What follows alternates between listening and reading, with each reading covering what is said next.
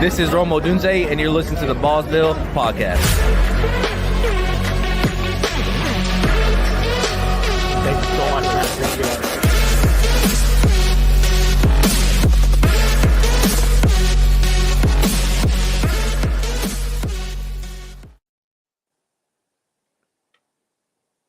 Welcome in, Ballsville gamers, to another episode of the Ballsville Podcast. I am your host, Scott Fitzgerald, a.k.a. Ludes for Sale on Sleeper. And this episode is brought to you by the Ballsville Games. Our games combine fantasy football and poker, which create big payouts with great odds. All right, gang.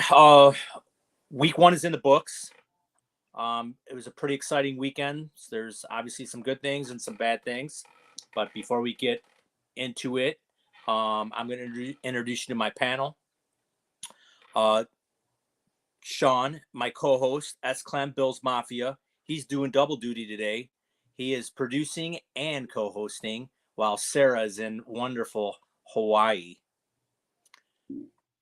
So, and then next we have from Tampa, Florida, the dealer's back. He's back from his COVID sickness.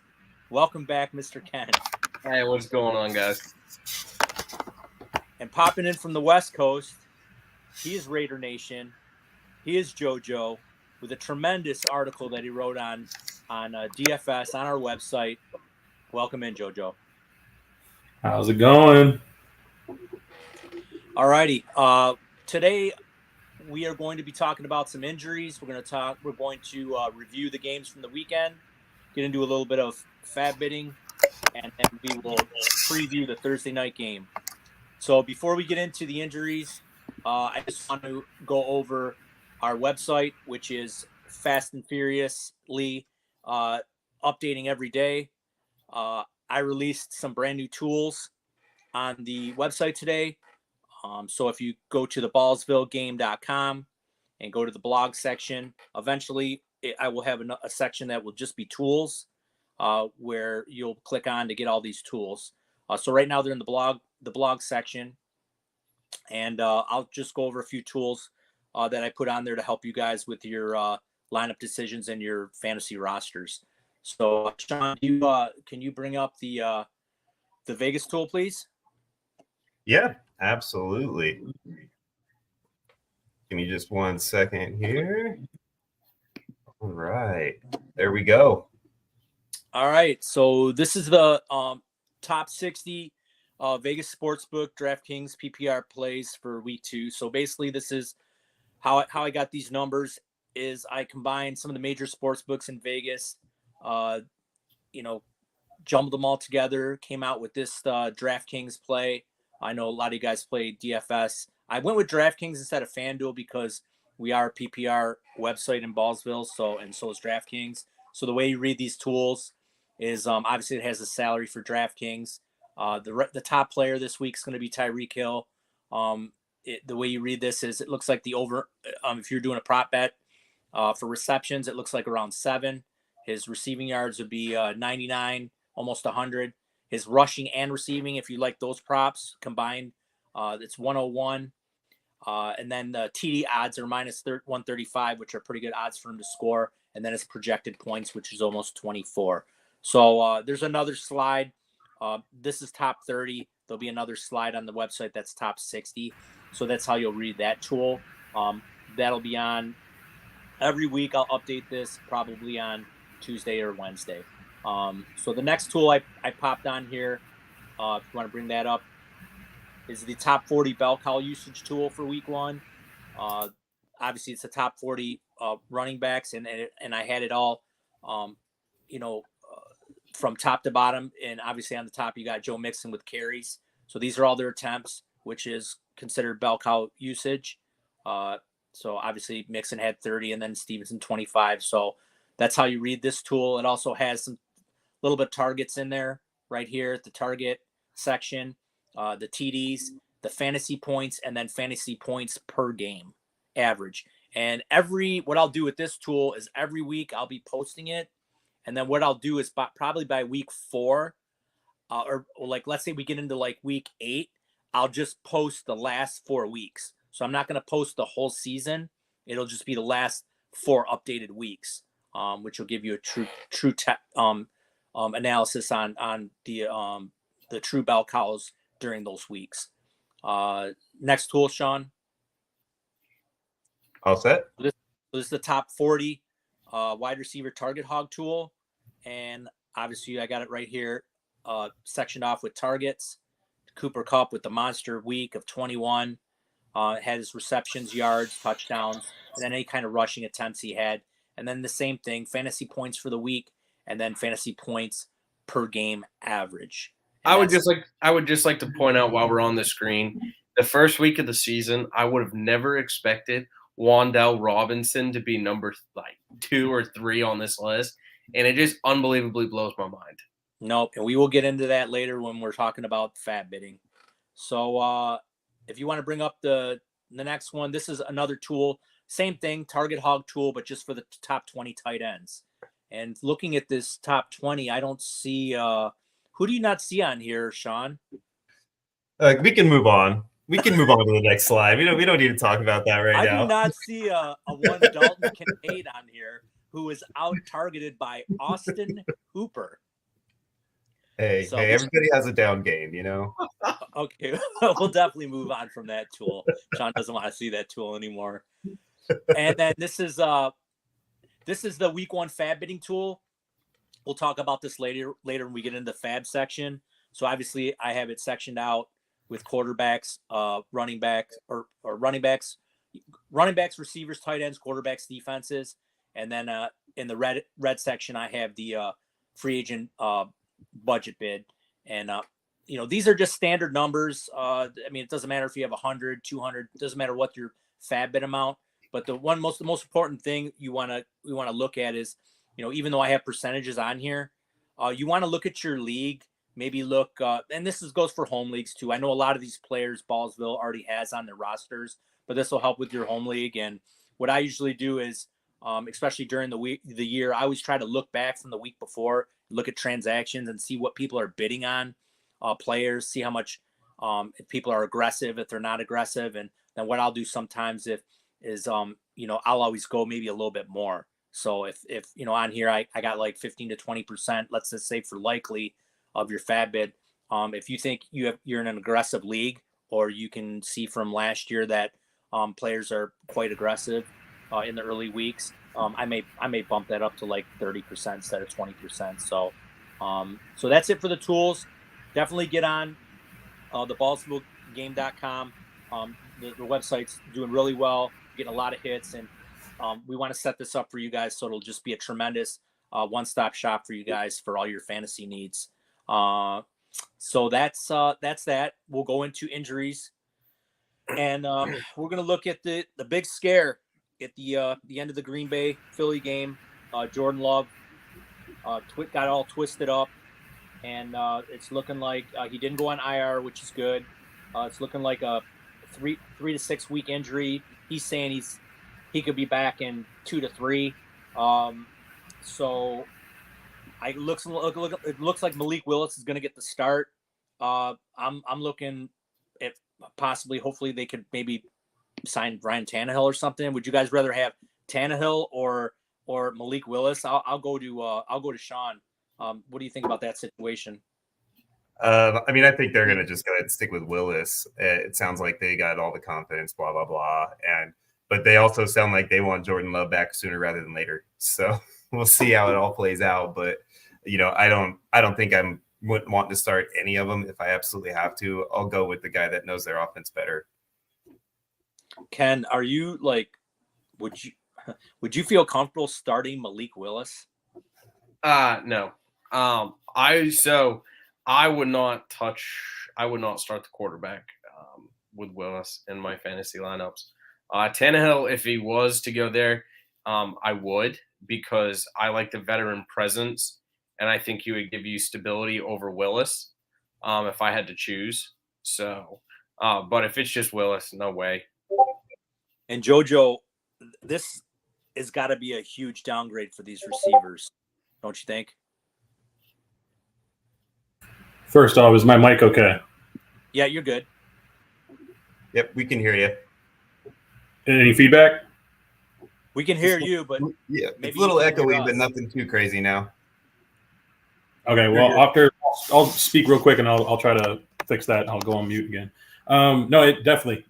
I think they're on thin ice. I wouldn't really want to target too much until further notice. I think this is going to speak to Josh Jacobs being the bell cow, and I think he's going to get a lot of the work. No, I agree 100%. Okay, a couple other injuries to tight ends. We got David Njoku, who's got a high ankle sprain. He's likely going to be out probably 3 to 4 weeks.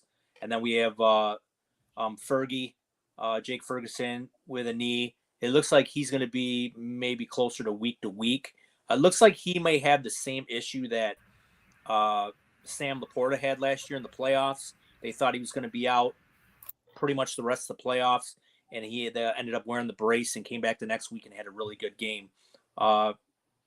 So we will go to Ken. Ken, is there anybody that's next up as far as Cleveland or as far as Dallas? So for Cleveland, I thought it would be Cooper, Njoku, and then Judy. Judy surprisingly had 12 targets in that game. So I think he's the next guy to step up for those missing targets. He and Cooper both got targeted a lot. So those are the two guys that I would be focusing on. If I, with Njoku, if he's out, those guys should get heavily targeted. But you also can't forget about Ford now. Ford had about 6 receptions in that game. I think he's going to pick up a couple more now. He looked good. So on that offense, I think it's those 3, and there's really no one else. Looking at Dallas, I don't really know who's going to step up there. I think now, really Brandon Cooks is going to eat up a lot of those targets that Ferguson had. Because Brandon Cooks altogether had a good stat line for fantasy wise, and I just think he picks up more targets. Do you think this helps or hurts CD? No, I don't think it hurts because CD is just one of those top wide receivers, and no matter what he does, he's still going to contribute and do well. I wonder who could potentially, I've always been a Tolbert fan. I think, I want him to see a couple more targets a game. I think there's something there. But no, I don't think it impacts CD. Okay. We will move on. Jojo, we're going to talk a little bit about Puka, and Puka just went on the IR. This kind of reminds me a little bit of last year where Cooper Kupp was fighting an injury just like Puka was throughout the preseason. Tried to go, didn't work out, and basically it was a whole year of, dealing with Cooper Kupp in and out of the lineup. Not sure if it's going to be the same situation with Puka Nacua, but it goes back to where I think I touted before that in the first or second round, I'm not touching guys that are hurt, contract issues, anything like that. Is my first 2 round picks, and Puka was just going way too high, plus with injury designation. So I know Ty Johnson looked pretty good. Demarcus Robinson. I mean, who's stepping up, JoJo? I think it's just going to be the Cooper Kupp show. I think I'm going to be wrong in my Cooper Kupp's not going to revert back to 2021. If he's getting that many targets, I mean, partly it's all due to injury. So, I mean, it's just kind of like. Can we just go back a little bit here and can you start that over again with the first? I'm going to be wrong if this is going to be this is a 4-week plus injury. So, I mean, it is what it is. But kudos to those who gambled on that. I mean, Puka was in for regression. We all can consensusly agree on that. Except for poor Zemeckis, who took him in every single draft that we were in together. Puka? No, yeah, I don't have much Puka. I don't have much Puka. I don't have much Cooper Kupp either. Which is a shame because I believe in the McVay offense. I believe in how he manufactures touches. Which actually, just on the notion that we were just on, like it's crazy to me that McVay is so successful at what he does and how he puts his players and his guys in the best spots to succeed. It's a lot of the motion, right? He creates mismatches when it's man. He changes and alters zone coverage rules with the motion. So he puts his people in the soft spots of zones all the time. Only a handful of other OCs or head coaches that run the offense do that. Mike McDaniel, Mike McCarthy, Kevin O'Connell. Like you see Jettas, you see CD, you see Tyreek Hill always getting peppered, but other OCs just typically don't do that. And so you have one of those guys in fantasy. The main one here, Andy Reid started it all. Andy Reid too, yeah, of course. Yeah, I'm just saying there's like a handful, like in my opinion. Although I think this Liam Cohen, or is it Liam Cohen? I don't know his first name. I know Coach Cohen, who took over for Canales in Tampa Bay. I mean, the way he was peppering Chris Godwin is very exciting too. And then obviously Mike Evans is going to be a red zone monster, as we all know. But he's another one that could be a up and coming OC that's gets his guys in great possibilities and opportunities. Yeah, I don't think any of us. I mean, obviously the Puka injury helped with Cooper Kupp's volume, but I mean, even with Puka going out, I mean, 21 targets. I mean, he was just like, I mean, obviously it shows you that Kupp is just unstoppable. I mean, you can't cover him. He just gets. I mean, he runs 4.66 or near a 4.7, but he's just always open. Yeah, but it goes to your point, JoJo, that McVay does an excellent job scheming these players open. As far as like a guy possibly stepping up, I would look at Tyler Johnson. He had a pretty decent game. He's an older player, so he's not like a rookie. Because everyone's like, "Oh, this Tyler Johnson guy, he must be a rookie." No, he's 26 years old. He was with the Bucks before, yeah. Tampa. So he knows how to play football. So I mean, this would be, a good opportunity for him to step up until Puka gets back. And maybe Jordan Whittington, he got on for a few snaps. Yeah. I think it was only like just over 10%, maybe 10 to 15% snaps total. But he might get more involved. I think he had one call back. End zone target. Did he have an end zone target? And he scored. It was an end around, I believe. I think it was an end around. Or what? Maybe it was one of those shovel passes. I knew it was like some kind of manufactured touch going in misdirection, and he turned the corner and got in the end zone, but there was a holding call. Yeah, it was a holding call. Yeah. So you have to watch out there for those guys. And like I said, you can get them cheap on your waiver wire. I don't think anyone's gonna, unless they're, diehards are really gonna look at those two guys. And then two other quick injuries to note. Just they're monitoring. Jordan Addison had an ankle. We have to monitor that. They're saying that it's sore, but there's possibility he'll suit up for the weekend. So basically, it all comes down to Friday's practices. So that's a good indication if guys are going to play or not, is if they practice on Friday. And then Ken Walker III, he should be okay. He got banged up a little bit. They used a little bit more Charbonnet at the end of the game. So just monitor those situations. What if we got Achane and Mostert both got banged up too? Oh yeah, I forgot. Actually, we just found that out a little while ago. Was it? I think Ken brought it up to me earlier. Was it Mostert's chest? Yeah, and I think it's Achane's ankle, if I'm not mistaken. Okay, so they're Thursday games, so that's pretty scary that they're both hurting right now. So I feel better about Achane starting than I do Mostert playing. Yeah, I agree with that. Absolutely. Fire up Jalen Wright. I mean, that's why they drafted him. I think so. If they're both out, Jalen Wright is the guy that I think is the one to play. I mean, even though he was a healthy scratch. He was a healthy scratch, I believe. So he's not hurt. Yeah. If Mostert doesn't play, do you think Wright has a standalone value? JoJo? No, they both have to be out for me. If Mostert's out, does Wright have any standalone value? No, I don't think so, because they gave Jeff Wilson 5 carries down the stretch, and Mostert was on the sideline. So I think Jeff Wilson would be actually the next guy up if they're both out, and then they might mix in some Jalen Wright if they're both out. But I think Jeff Wilson would be the guy, actually, the bell cow, in my opinion. I think if Mostert doesn't play, then I think Achane's altogether rushes and receptions will go up.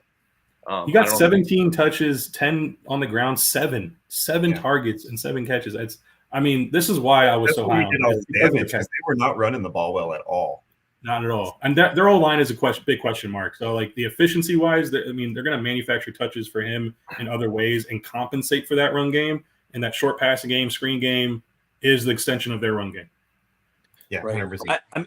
I know I was critical with Achane all through the offseason. I was obviously lower than most of you guys were. And it's not that I don't think he has talent. I definitely think he has talent, especially in that offense. It's injury history. I mean, he's already got an ankle now, and it's like, God, man, just when this guy gets going, is he gonna be lingered now with an injury? And so, yeah, when he's healthy, like I said, if he can get 6, 7, 8 targets out of the backfield, yeah, he can get you 20, 25 points a week. And if he busts one for a touchdown, then you're really doing well. So even before Mostert got hurt, they treated him a lot more like a bell cow style back this year than they did last season. So if that was any indication on what their plan is for him, no matter what moving forward, Mostert or not, I feel like he's going to be a lot better this season than I anticipated. all right, real quick, guys, over 49, over under Rushing and 49. receiving. No. The game total. Oh, Over under I 49. was like, oh, is that his total? I didn't even know. I'm gonna say You're under. talking about Buffalo, Miami? I'm gonna say under. Yeah, the game. Right now, it's right. I asked Ken. I said, "You like the over or under?" Ken. And Ken said he liked the under. I kind of like the over. I can't believe JoJo and I just agreed on something. Pigs are flying outside, man. I mean, so you guys all took the over? No, they No. took the under. Under. You take the. I'll take the over then. I like the over. Just got to go against Ken. All I've right. been missing the Ken arguments. Okay. All right. Well, let's get into these games. We'll review these games from last week, and we'll start off with the the Monday nighter. And before we even get into anything, we're gonna talk.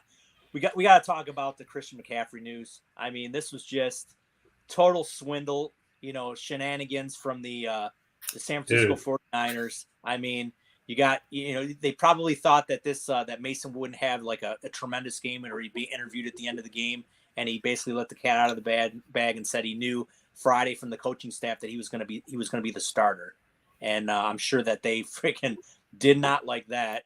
And it was all over Twitter. So I'm going to go to JoJo because I know when I went and I immediately went to the Discord and put it on there and me and JoJo, I think, agreed. And I mean, what do you think about that, JoJo? I mean, I put it on I think I went to another route. I went on to the Guillotine League with a lot of us that are in there, and I did on the league thread. So you and I were just like, did he really just say that? Yeah. Sanctions should be coming. I mean, I don't know. I don't think. Who knows, man? We're not behind the scenes. We don't know what exactly was said to him. He just said he was named the starter. Maybe they just said you're going to get a lot more work, but he kind of took it as being the starter, lead guy. But I think it was Kyle Shanahan post presser. He kind of clarified that because a reporter actually re-asked that question and with Jordan Mason's answer, and it was more along the lines of kind of like what I just kind of clarified. It was more like he was notified to be that he could get increased work as opposed to being the starter. And they're not required to put an official injury report out until Friday, and that's when they listed the Achilles part of CMC's injury. So they didn't hide it until they had to make it mandatory. I don't know, man. It's kind of walking on thin ice, but all that stuff. I need to get Kyle's direct quote on that. How he clarified it. I'll get that up for you. All right, Ken, was this just a simple mistake, or was this cleanup on aisle 9? I think it's cleanup on aisle 9. And 10, and 11, and 12. All I gotta say is I am so disappointed. I had 5 leagues at least that I lost by less than 5 points going in with Christian McCaffrey. And the fact that he went out last minute was so disheartening. And the fact that I had a parlay with him and Debo that I also didn't get. So it was just a really just clean up on every single aisle in the store. But I think that they knew more behind the scenes before going into the game. And the only reason that I say that is it's very tough for all of a sudden out of the blue for a team just to completely make him inactive. So I think Mason knew way back at the end of the week that he knew that he was basically either going to be like the bell cow back for the entire game or just be the complete starter and Christian McCaffrey was going to be out. Because I think, not to jump ahead, but I think there's already rumors that Christian McCaffrey is not going to play this upcoming week because of them playing on turf. Okay. Yeah, I think it's going to be longer. I think it's going to be a longer injury, to be honest. Yeah. So before I get to Sean, this is stuff that you expect from like Bill Belichick, not Kyle Shanahan. And Kyle Shanahan's trying to be a Bill Belichick, but the difference is Bill Belichick's wins Super Bowls and Kyle Shanahan doesn't. Why wouldn't you expect this from Kyle Shanahan? I mean, he seems just as devious as Belichick. Well, I mean, like I said, I think he's was trying to be trying to be like Belichick and do this kind of stuff. Now Sean, now with this news, I know a lot of people probably have Jordan Mason if they were smart picking him up. I mean, is it worth going out and getting Garendo? I don't think Garendo's going to make a difference unless Mason gets hurt. Like they made it pretty clear yesterday that they were just going to bell cow Mason if that's the case. Yeah, but if he gets hurt, who's next? Garendo, right? Well, yeah, I mean, I guess you could do it that way if you want to just continue to handcuff yourself all the way down to their like 6th string running back. Go for it. But I mean, well, I'm just saying if McCaffrey's if it's going to be a multi-week injury, we don't know that yet. We don't know that. We don't know that week yet. to week. Yeah, but I think if you go down below Mason, then you might run into a committee aspect at that point. So, I don't think that they would have the faith in him to be a full bell cow style back as a rookie. So you're looking at a committee. So if we get to the point where we're looking at a third back, I think we're going to have a 3rd and 4th back on a regular basis in there. And we're going to end up not really wanting to have the running back in that backfield right now. Got you.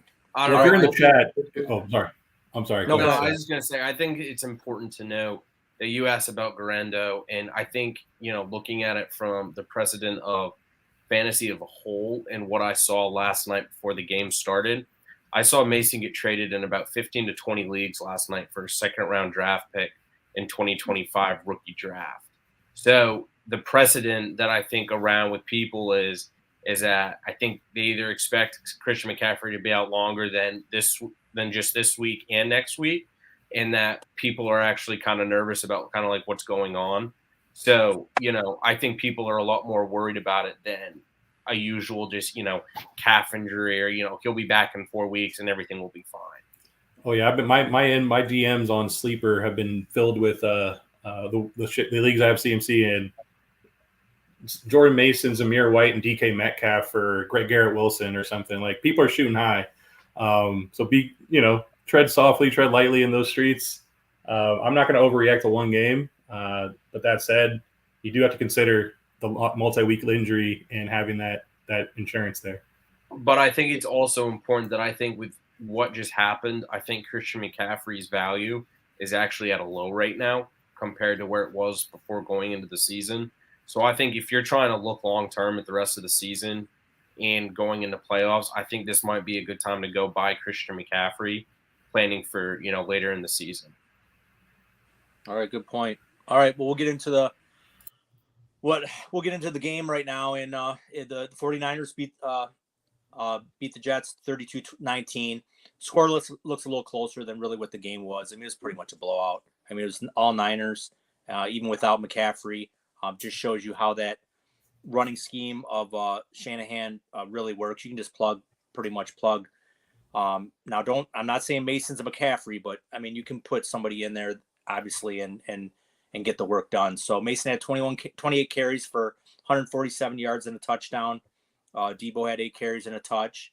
As far as the Purdy had a decent 19 of 29 for 231. And then as far as the receiving core, Samuel with the 9 targets, 5 for 54. Jennings 5 for 5 targets, caught all 5 targets for 64 yards. And one player I obviously was very upset with after he cried about all his money was Brandon Ayuk with his 5 targets and dropped an easy touchdown pass in the end zone right through his hands. And Purdy's numbers could have been a lot better. As far as the Jets, Rodgers looked okay. 13 of 21, 167 and a touchdown. Breece Hall looked really good. I mean, 16 carries for 54 yards and a touchdown. Then he had another 6 targets in the passing game, caught 5 for 39 yards. And as far as the receiving core goes, Wilson had 11 targets, 6 receptions for 60 yards. And believe it or not, Alan Lazard had 9 targets for 6 receptions, 89 yards, and 2 touches. So I'll go to Sean. Back. I'll go to Sean. What's your takeaway from this game? Just that the Jets are what I thought they were, 3rd place in the division at minimum, or at best. I'm saying they're not who everybody was touting them to be. They're not going to be the superstar squad that everybody thought. And let's all just pump the brakes a little bit. I definitely think that the Alan Lazard scenario had a lot more to do with just the scenario with this game specifically. I don't think that's a long-term thing. I wouldn't go and just chase down Lazard and make it a point to get him. I think he'll be more of a flash in the pan than a long-term asset for you. So, he definitely was targeting Garrett Wilson quite a bit. So I like Garrett Wilson moving forward. Breece Hall definitely was getting a ton of looks. So I think Breece Hall is definitely on track to potentially be the RB1, like I was hoping he would based on my article. So that was a good sign for that since everybody else basically flopped. But yeah, other than that, man, the Niners look like they're going to be right there throughout the season, just like they were before. And the Jets are going to be a tire fire just like they were before. Ken? So I would like to take out the first drive of the game for the Jets, and they looked awful rather than that. Their first drive was the only thing that made them look good. Garrett Wilson I think he had 4 receptions for 45 yards on that first drive alone, and then was quiet for basically the rest of the night. My pushback to Sean on Lazard is I think Lazard will actually have a very good, decent year. And my point to that is I think Rodgers and Lazard, going back to their Green Bay days, he used to be Rodgers' favorite target.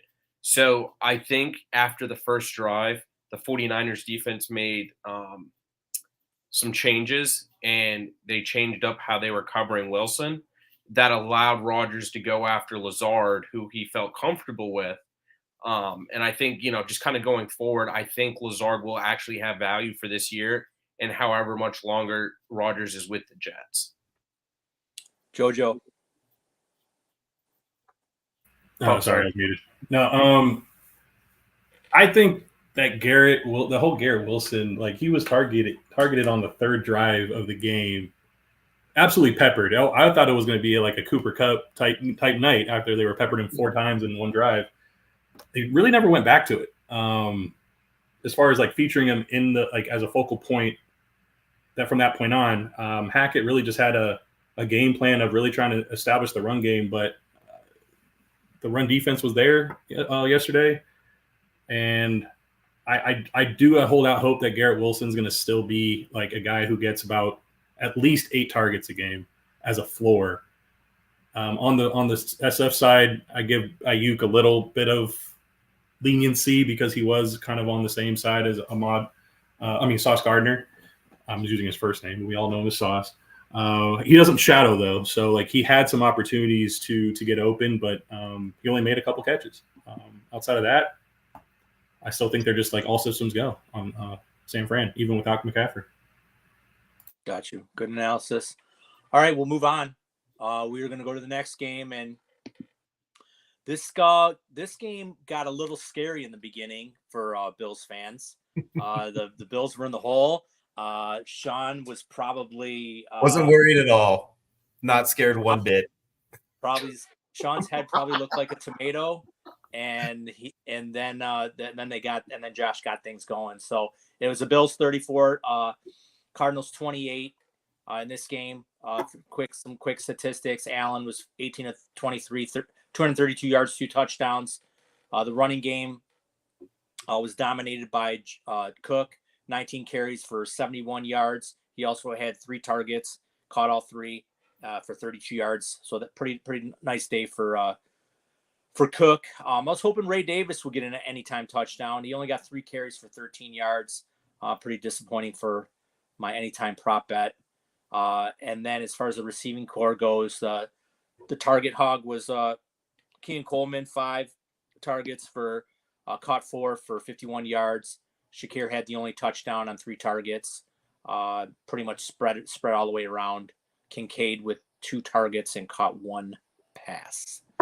For the Arizona side, Kyler looked pretty good, 21 of 31, only 162 yards and a touch. He also carried the ball 5 times, 57 yards. James Conner had a nice day, 16 carries for 50 yards and a touch. Caught 3 passes on 4 targets for 33 yards. Benson also got 3 carries for 13 yards, so the rookie was involved. And then as far as the receivers, McBride, 9 targets, led the receiving court, 9 targets, caught only 5 for 30 yards. And very disappointing, Marvin Harrison only had 3 targets, He caught one ball for 4 yards. So I'm going to go to our Bills Mafia analyst, Mr. Sean. Take it away. Well, thank you, Scott.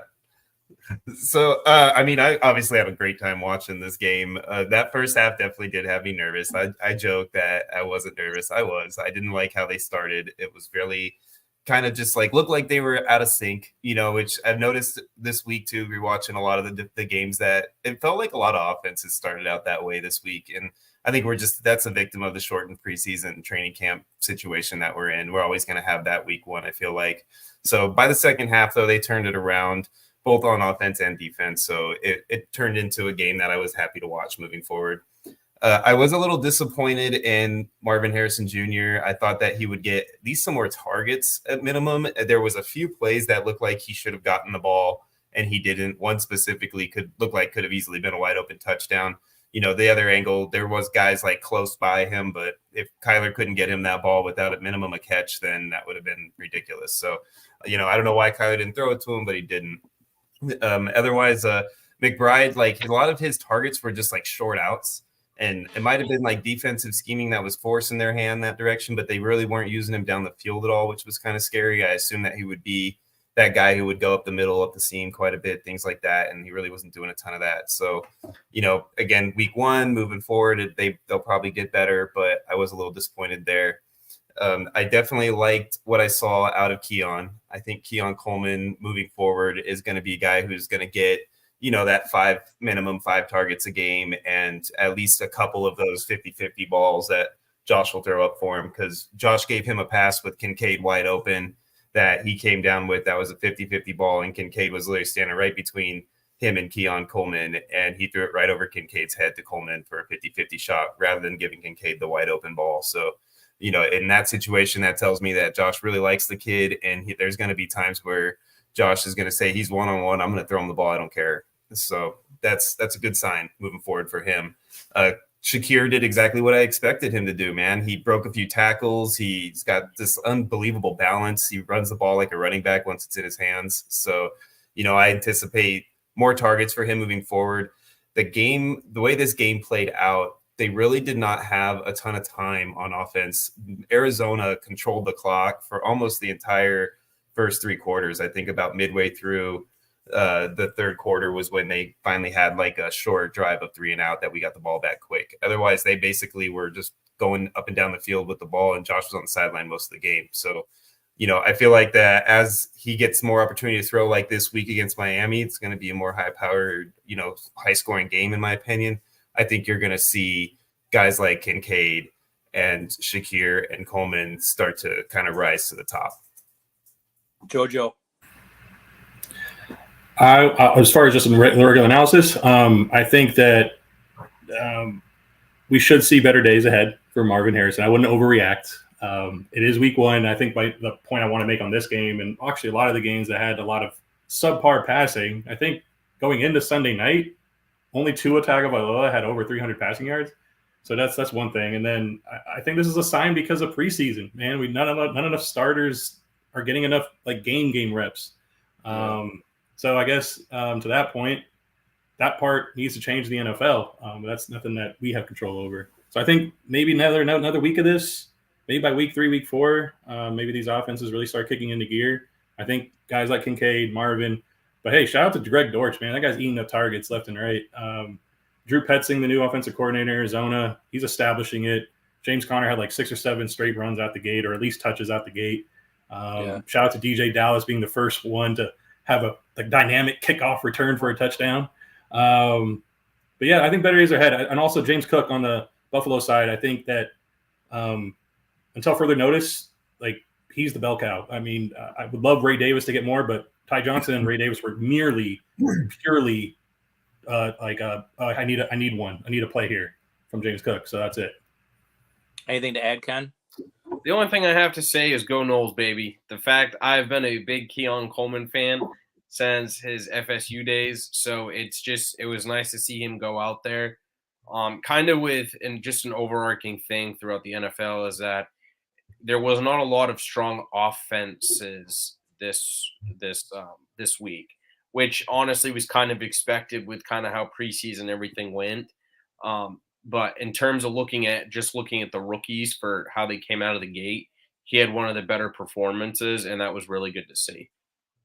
Yeah, I think one thing the NFL, and they're not going to do it because they don't listen to their fans, is we should just eliminate these preseason games and just have these teams do joint practice scrimmages, and you can evaluate talent from there.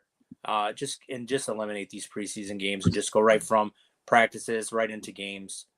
We don't need these preseason games, especially if nobody's what's going on right now is it proves the exact opposite, that we need preseason if these offenses can't get their stuff together. Yeah, but nobody's playing though. Nobody's playing, so it's not doing them any good if they're at least in the joint practices. They're the starters are playing. Yeah, I think as we get as we talk about some other games, I think there's a couple. I'm gonna rookie performances that just kind of show how much preseason is needed to get these guys kind of in sync. One of them, I'm going to jump ahead a little bit. Jamar Chase, I didn't think he looked that clean, but I mean, that's just with him not doing basically anything. But I think that just goes across the board to everyone in the NFL.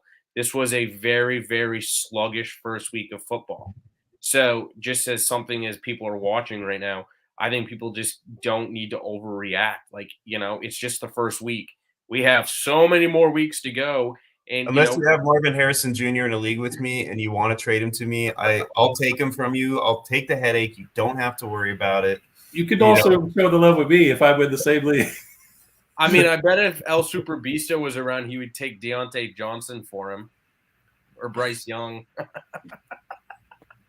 Who has the worst contract in football between Danny Dimes and Deshaun Watson? Deshaun Watson. I mean, Deshaun has more money. I get it, but still, they're both. Danny Dimes Giants can get out of the contract next year, and they're stuck with Deshaun Watson.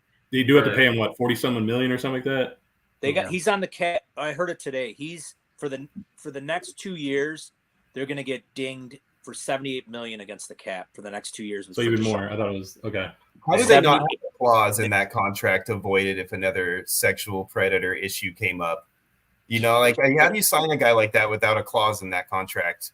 It's so ridiculous. They're going to be eating dubs soon, guys. Don't worry. Eating dubs. You know what that means. I just feel bad for the Browns fans. I know those guys asked for this. No, I don't feel bad for the Browns fans. Sean, I'll be seeing you in a couple short weeks, though. Browns Raiders, baby. All right, we'll see who the quarterback of that game is. Let's move on to the next. You gonna bring a massage table?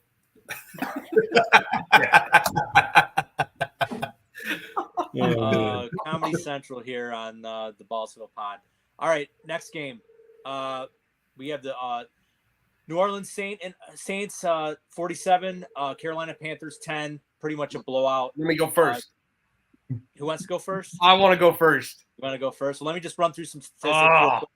Derek Carr, and he's already getting fitted for his Hall of Fame jacket. From what everyone says, 19 to 23, 200 yards and 3 tutties.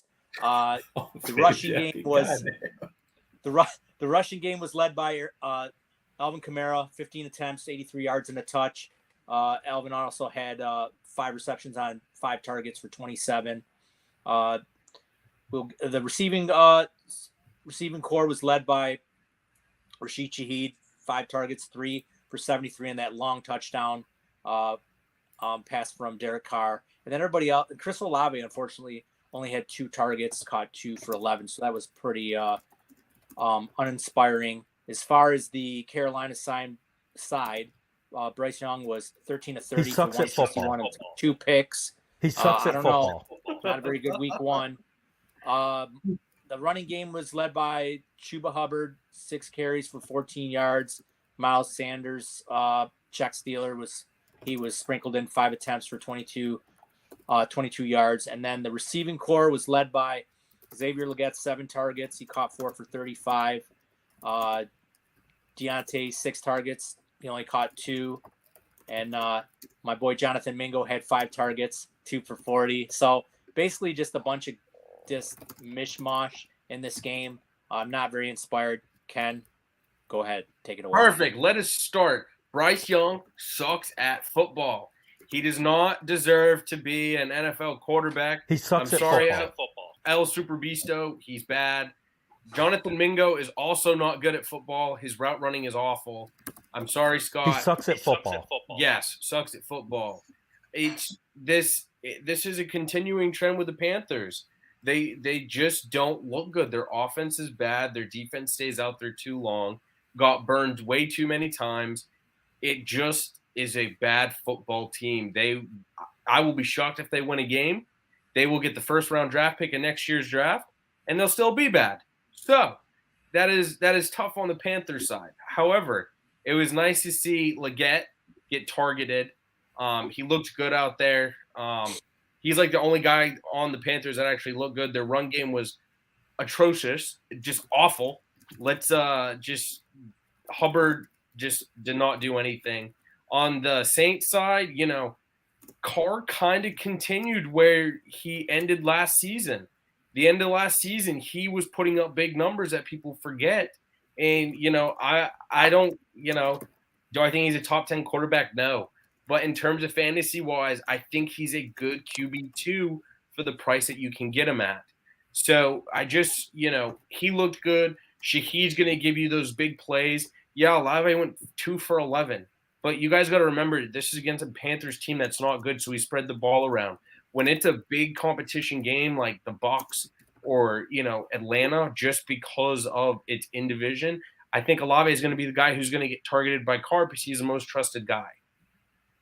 Gotcha. JoJo. Yeah, I will say the whole thing with Bryce Young, it's one game. Okay, it's one game. He's bad. It's still, like you said, it's a bad football team. I'm not expecting him to be a world beater here. Derek Brown also got hurt. He's I think a couple years ago he was one of their top picks. He got hurt, so their defense is going to be even worse. I think he's getting like a knee scope. As far as on the Saints side, Derek Carr is not that bad. I think on the previous episodes, I think someone was saying he sucks at football. A lot of Saints Twitter has been on this guy, hounding him ever since he got there. Even in the preseason, they were on Rattler so hard. I think he made a throw in the preseason, and they were all saying Derek Carr cannot make that throw. He made several on Sunday. So I think people need to pump the brakes on Derek Carr a little bit. He was great down the stretch in 2023. He won a close friend of mine who had him as a QB2 in the Superflex League. He won him a title. I think this is just a continuation. If he just keeps playing like this, anywhere between QB 12 and QB 15, he's relevant. He's gonna win. He's gonna win people weeks. So Jojo, the only thing I have to say to you is, when do you decide that? Okay, great, it's preseason. Oh, it's his first year. Oh, it's just the first game of the season. When do you eventually give a guy who continues to underperform and has not shown any glimpses of hope for an organization? He has shown glimpses. You're just looking at box scores and like flashy highlight plays.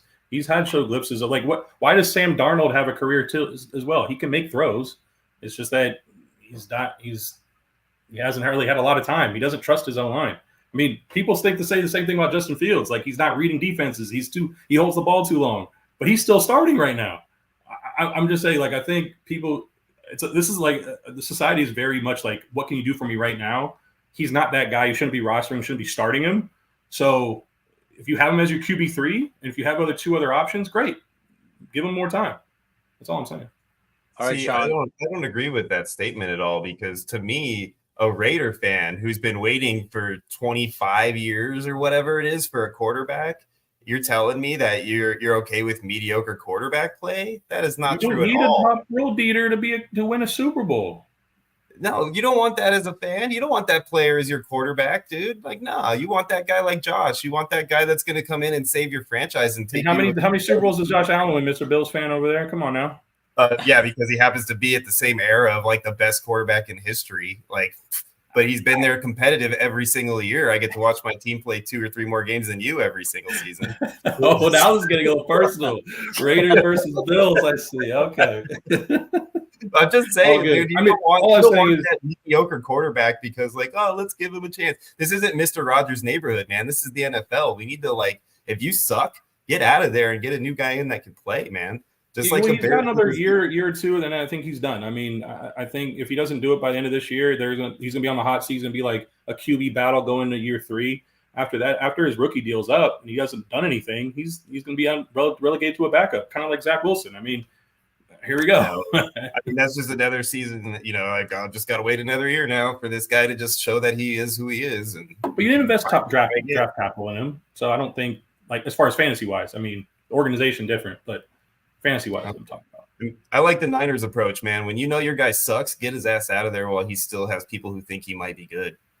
Get something for him and move on. I agree with you, Sean. All right. What about you, Scott? What do you say on that? Scott's been quiet on that topic. On Young, Ken knows. I mean, when he came out, I was one that touted and said, "Hey, C.J. Stroud's the best quarterback in this class. It's not Bryce Young." So, I mean, I don't invest in midget quarterbacks. I mean, I want a guy that can see over the line. So, I'm not the biggest Young fan, and I agree that it's what have you done for me lately in the NFL? So, I mean, if he doesn't produce this year, they're probably going to have the number 1 draft pick, and you got Sanders coming out, you got some other big name quarterbacks coming out, Carson Beck. So, I mean, JoJo doesn't want them to get one of those quarterbacks because he wants them to go to the Raiders. So that's I'm why not high on Sanders. I don't think I don't know if he's give Bryce another year. I don't need another team out there competing for one of these quarterbacks in the draft. Just give Bryce another season. But I mean, I don't really trust the Panthers organization anyways. I mean, Tapper's an idiot. I mean, he throws drinks on fans, and I mean, he's just a freaking idiot. So he's just pissed because he didn't draft freaking C.J. Stroud. I mean, he's the one that ruined his franchise. It's not. Don't be mad at the fans. Wasn't it him that was all super into Bryce Young too? Wasn't he the one that was like pushing the Bryce Young train when they drafted him? Wasn't that him? Didn't that come out that he was the main Bryce Young guy the whole time? Oh, I don't know. I don't know who. I thought there was something that came out like Frank Reich wanted one of the other quarterbacks, either CJ or Richardson, and Tepper was the one that was wanting Bryce Young, and was pushing for Young. It wasn't the only one. I think Josh McDaniels overruled. Oh my God, I forget the GM. He was with him. Yes, you're right. He was like, "No, I want to use Jimmy," but he wanted Stroud. Yeah. So Raiders, they were going to go Stroud based on the GM. I can't remember his name. But anyway, moving on. We spent too much time on Bryce Young. Let's move on. Yeah, how's my mic? Somebody says my mic's not good. I can hear you. Yeah, I can hear you. Okay. Oh, okay. I guess Chris, you got to turn up your volume or something. But all right, we'll go to the next game. This was a game that was very exciting. The Texans and the Colts. Texans 29, Colts 27. A game of two bright young quarterbacks. And this was just an amazing game. This was one that I watch Red Zone a lot, but this was a game that I was really switching back and forth to really watching it. So you got Anthony Richardson, 9-19. 212 yards, 2 touchdowns. He did have the 1 interception. He had 6 rushing attempts for 56 yards and a touch. But if no one saw it, the touchdown pass to Pierce, he dropped back, had pressure right in his face, threw off his back foot for 60 yards, right in the breadbasket. I mean, it just shows you how much talent this guy has and what a bright future he has. Jonathan Taylor, 16 carries for 48 yards and a touchdown. He had 97% snap share. He was the only back on the field, basically. The receiving corps was led by Michael Pittman, 8 targets. He had 4 for 31. The touchdowns were caught by Alec Pierce and Doolin. I don't know if this guy's a rookie or whatever, but he's been around there a couple of years. Yeah, he's been around for 2 years. But the Houston side was led by C.J. Shred, just 24-32, 234 yards, 2 touchdowns. I mean, just another great day for Shred. The rushing attack was surprisingly I shouldn't say surprisingly, but I'm surprised at how many carries he got was Joe Mixon. 30 carries, 159 yards and a touch. Damian Pierce only got 3 carries. The receiving corps was led, it was pretty spread out. So everyone that's trying to figure out who's going to be the alpha, I think the alpha is still going to be Nico Collins, who had 8 targets, 6 for 117, but Dell had 7 targets, Diggs had 6 targets, and Diggs had the 2 TDs. So I think Shred's going to spread it around. This is going to be an amazing offense to watch, but this was a great game. I'll go to JoJo first. Yeah, I mean, I think I mentioned another pod was that C.J. Stroud's favorite receiver is the open one. and I think that's what we kind of got on Sunday. I like that Tank Dell got 7 catches, 7 targets, but he didn't connect with them all. A couple of them were just one. I think one was a drop, but I think the rest of them were just kind of uncatchable. I really can't say for certain, but I wanted to see a better day from Tank Dell, especially with my flag plant being what it was. AR-15, only nine completions, and he had a top 5 fantasy performance. Unbelievable. It's AR-5. That's not sustainable. Huh? It's AR-5. He dropped the AR-15 thing. Oh, he did? Is it 5? I'm sorry. Yeah, he dropped it. My bad. I know. I thought it was 2 at first, but me too. You're right. It is 5, but I don't think it's sustainable to have 9 completions. I think the thing about mobile quarterbacks is that they do need the passing game to kind of hit that ceiling, and he has an accuracy problem. He missed A.D. Mitchell a couple times. Michael Pittman, the thing with Gardner Minshew and Michael Pittman last year, this is not the same offense. It's not the same. It is the same offense, but it's not going to be the same. I guess just that continuity is different because he is just a different thrower of the football. I think it's going to be kind of teeter-totter moving forward. That's about it. All right, we'll go to Sean. I'm just laughing at Trevor's comments over here. Sorry, guys. But I definitely, with this game, I watched this game pretty intently because I have Anthony Richardson in my high dollar league. So I was rooting for him to have a great game, which he did. So I was really excited about that. And, Scott, you mentioned that pass. And, that pass reminded me a lot of a pass that Josh made his rookie season in Jacksonville, where it was a very similar type situation. Where it looked like the ball just came flying out of a pile of people and just shot straight up in the air. And, I mean, that thing was in the air for 60-something yards, and it was not like a line drive. It was a lob pass. That was a ton of arm put into that throw. And I mean, he had more in it. So that guy is going to be something special if he stays healthy. I really think so. He had some other passes too, not so much just the long, deep ones, but he had a couple of like rifle passes that were just like threading a needle, and it was really fun to watch him play. So, I think that moving forward, I think that Anthony Richardson, if he stays healthy, will probably be a top 5 quarterback this year in fantasy, based on what I saw from him in week 1. So I know that's like a lot to say, but that's how good he looked to me. And I don't even care that he didn't have a ton of passing yards because, he had a couple of runs that were, shoestring tackles away from breaking for multiple yardage runs. So like he could easily have a game where, he gets long touchdown passes or long runs at any point in time. So it's going to be a lot of fun to watch him. On the Texans side, the thing that I noticed the most is I know Diggs had the 2 touchdowns and everybody's excited about what happened with him, but the man that was getting the ball the most was Nico, and when CJ needed a catch, Nico was the guy he was throwing it to. He had a really, really amazing catch and throw along the sidelines towards the end of the game that basically, I think, sealed the deal for them so they could kneel it.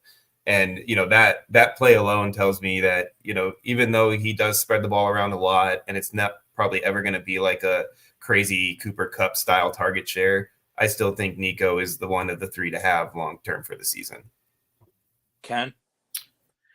Yeah, not much more to say rather than the fact that, Richardson's going to be that guy that's going to – he will win you championships if you can make it through the season.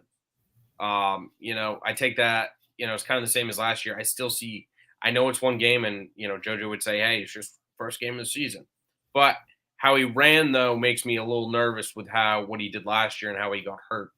So I just want him to – it's his second year almost kind of in the league.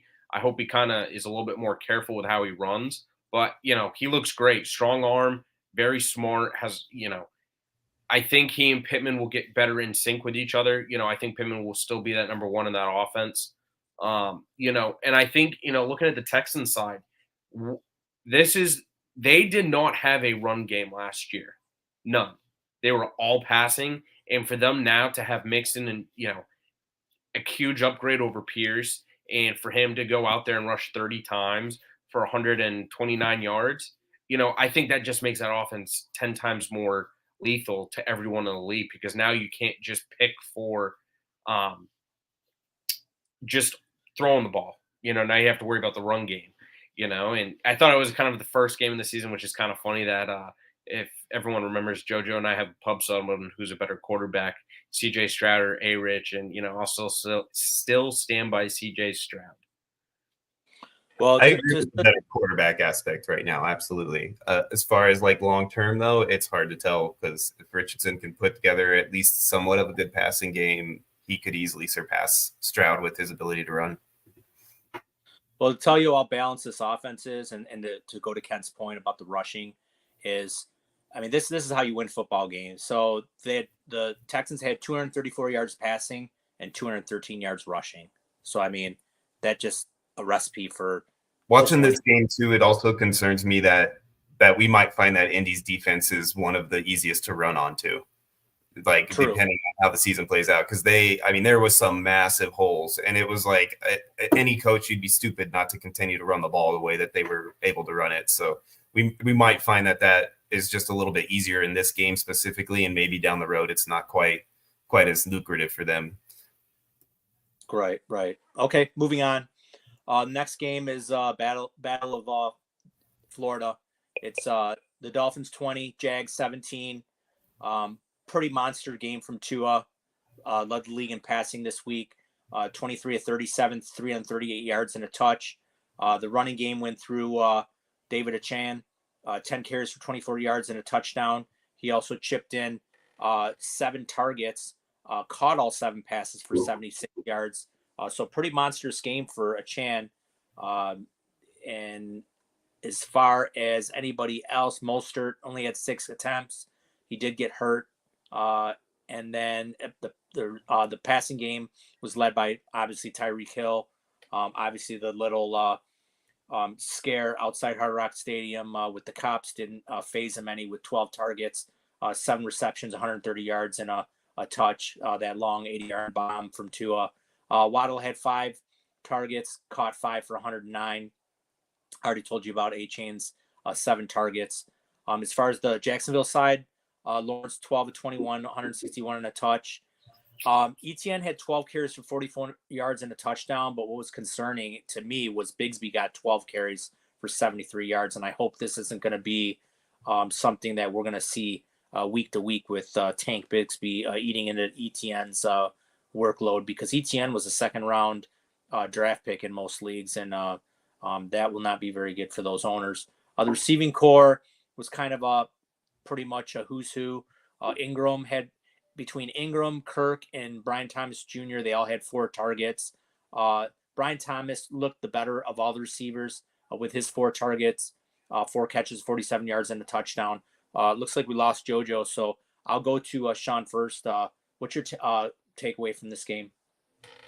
Well, the number one thing that I took away from this game is that basically these teams are exactly what we thought they were going to be, coming in. Like Jacksonville is a team that's trying to put it together but can't seem to quite do it. And Miami is a team that always starts out hot and has long touchdown a game, which is what happened. So, it kind of felt like status quo almost. The thing that did surprise me was that Jacksonville held the lead for as long as they did. It seemed like, again, that was probably a victim of the whole preseason scenario, because Miami just didn't get off to a hot start at all, but started to turn it around towards the end of the game. So the biggest concern I have for Miami is the fact that they had a very, very tough time running the ball. And if they can't get any kind of rushing out of their running backs at all to help, kind of pull some attention away from Tyreek and Waddle, then that might make it hard for them to have this kind of, wide open spread offense that they do run now. So I did like how they utilized Achan, and they made it a point to do a lot of those, like JoJo mentioned, screens and flares and things to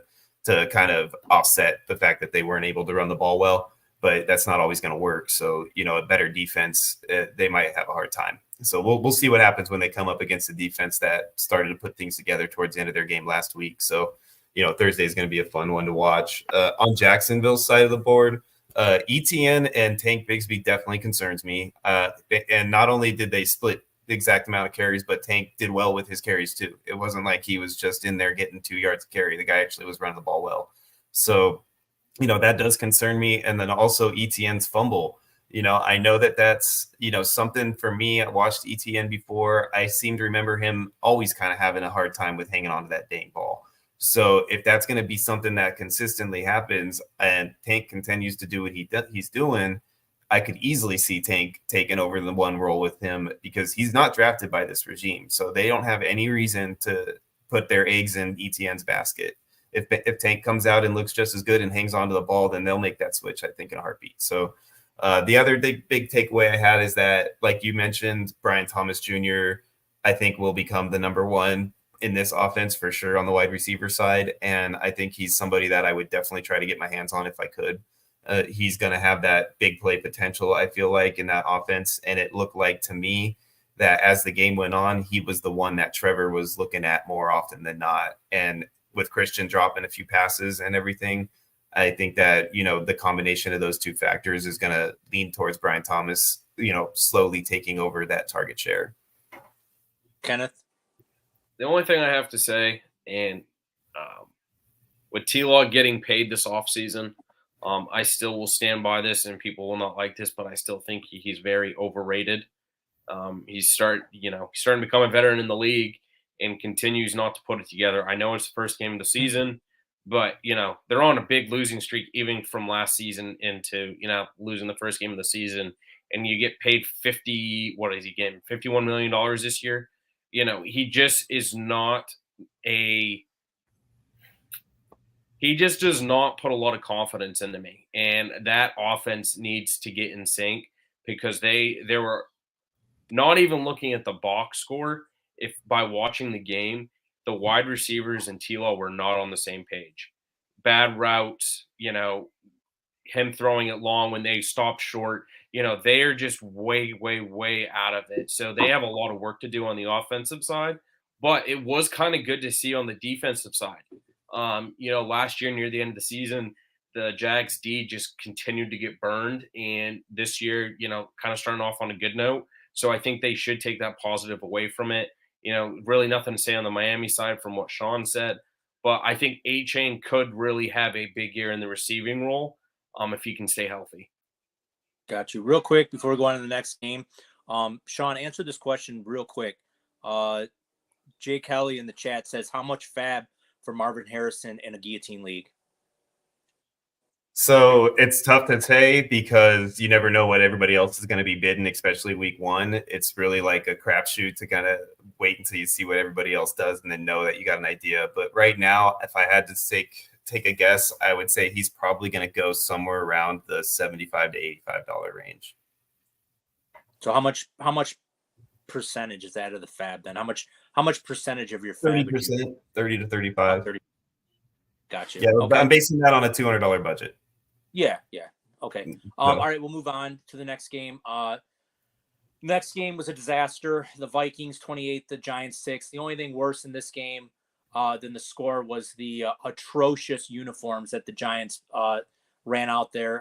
They looked like a cross between the Montreal Canadiens, and they disrespected the Michigan Wolverines by bringing out those winged helmets. There's only one team in the world that wears the winged helmet, and that's the Michigan Wolverines. They did such a great job wearing those helmets this Saturday, didn't they? That's okay. We're off a national championship, so I don't really care about this year, to be honest with you. So just some atrocious stats. Daniel Jones, who sucks at football and shouldn't even be in the league, 22 of 42 for 186 and 2 picks. He sucks at football. One was a pick 6. Singletary, 10 carries for 37 yards. I'm not even going to get into the rest of the running back. Neighbors did have 7 targets, 5 receptions for 66 yards. And like we talked about earlier, Wendell Robinson, 12 targets, 6 receptions. He only caught 6 for 44 yards. And basically a bunch of other hodgepodge.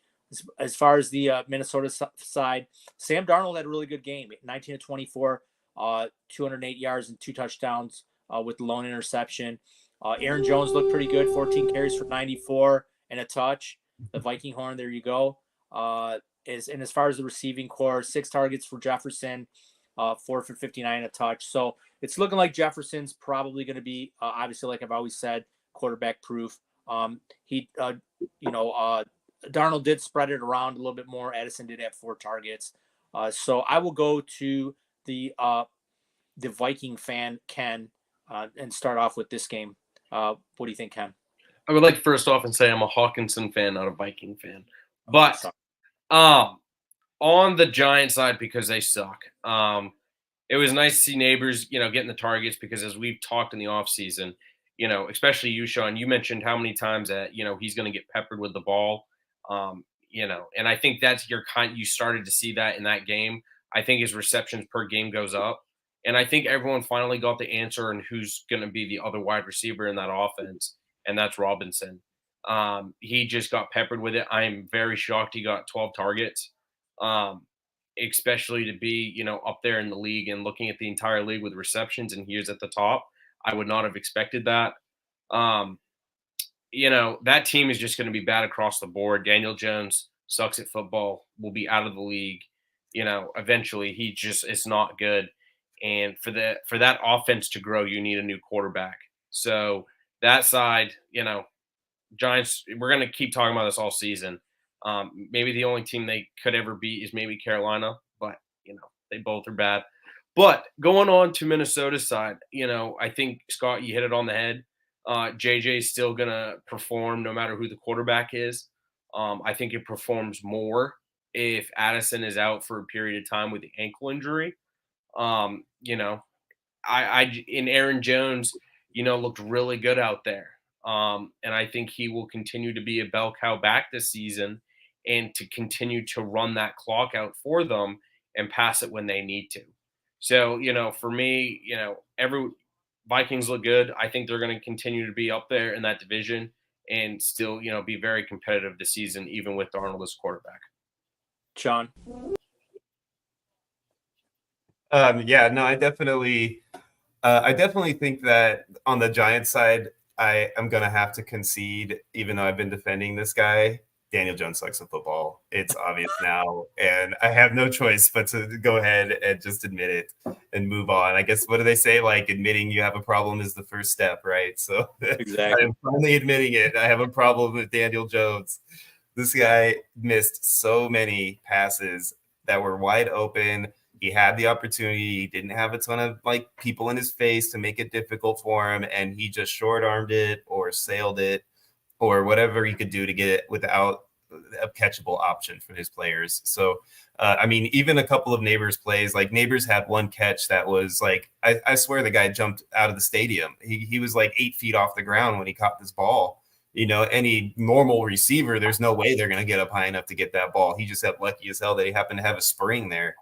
So, that guy is going to ruin, any opportunity that team has to be successful for this season. So they are going to have to be in the market for somebody new, and he might have been on the other side of the field today.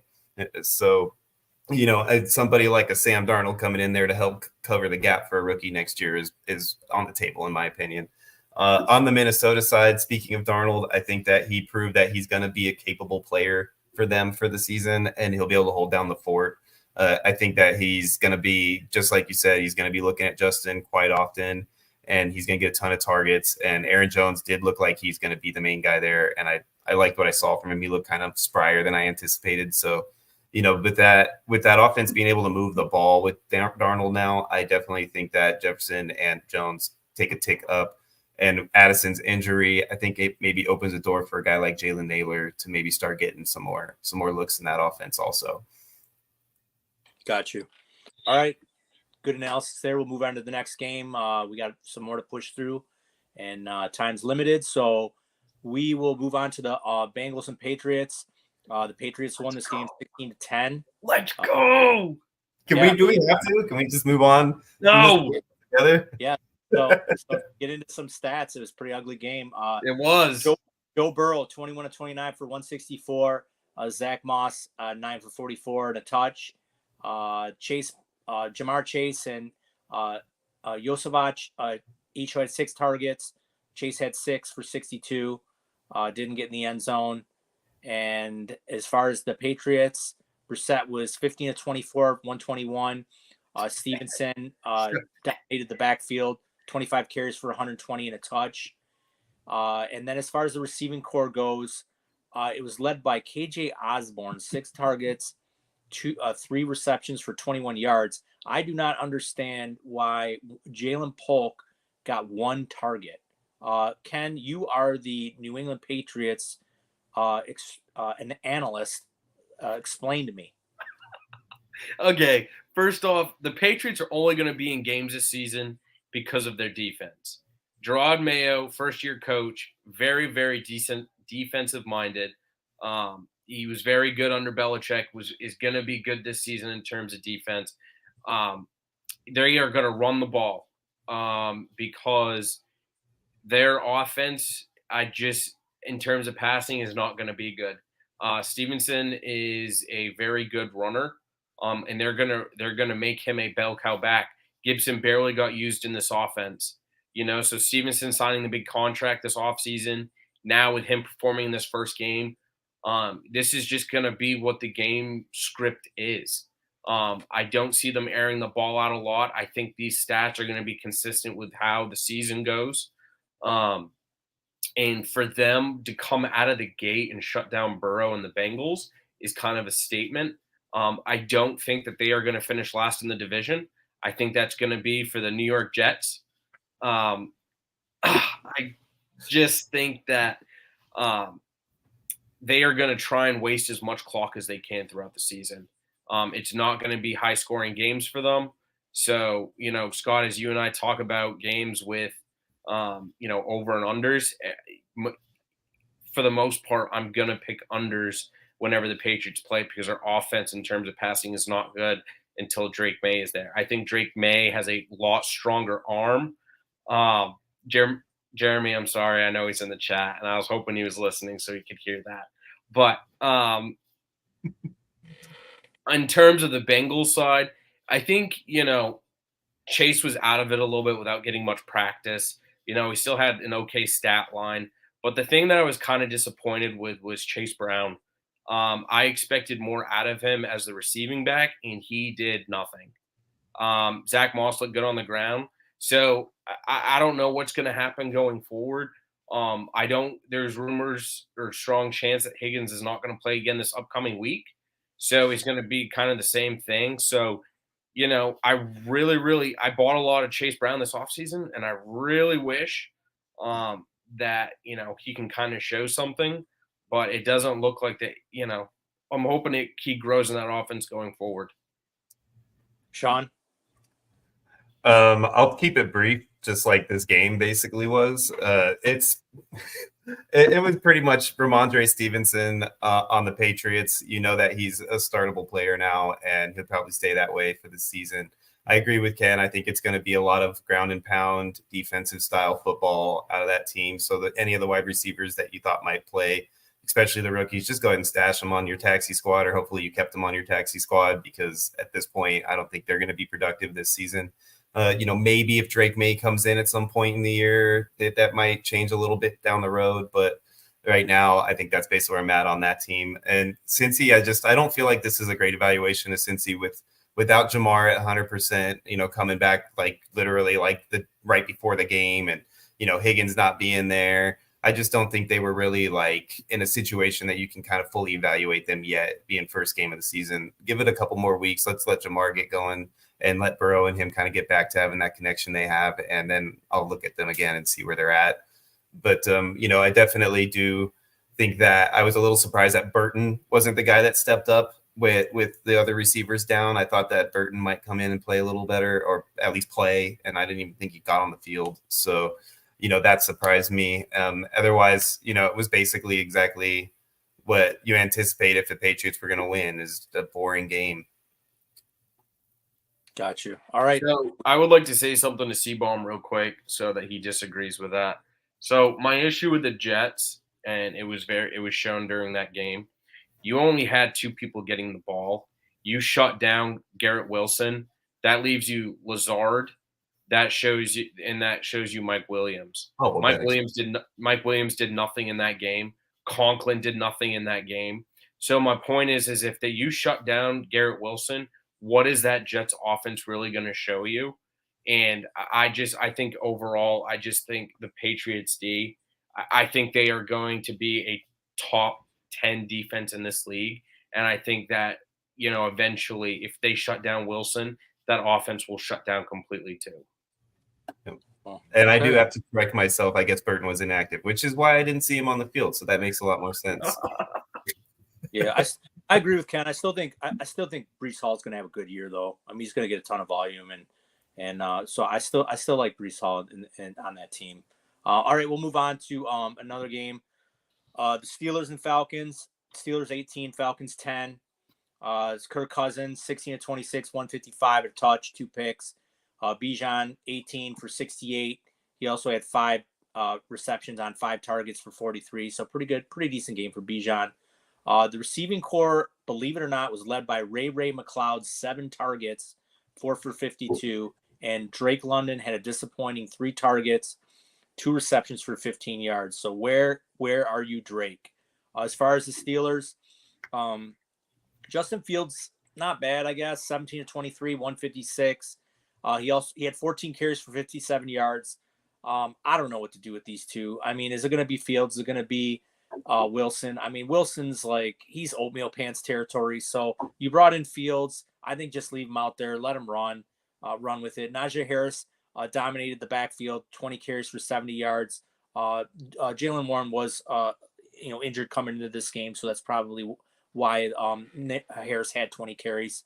And then as far as the receiving core, I've always touted George Pickens. He had seven targets, 6 receptions for 85 yards, a real nice catch down the open field, acrobatic catch for him. So that's what happened in this game. I'll go to Sean. Sean, what's your takeaway?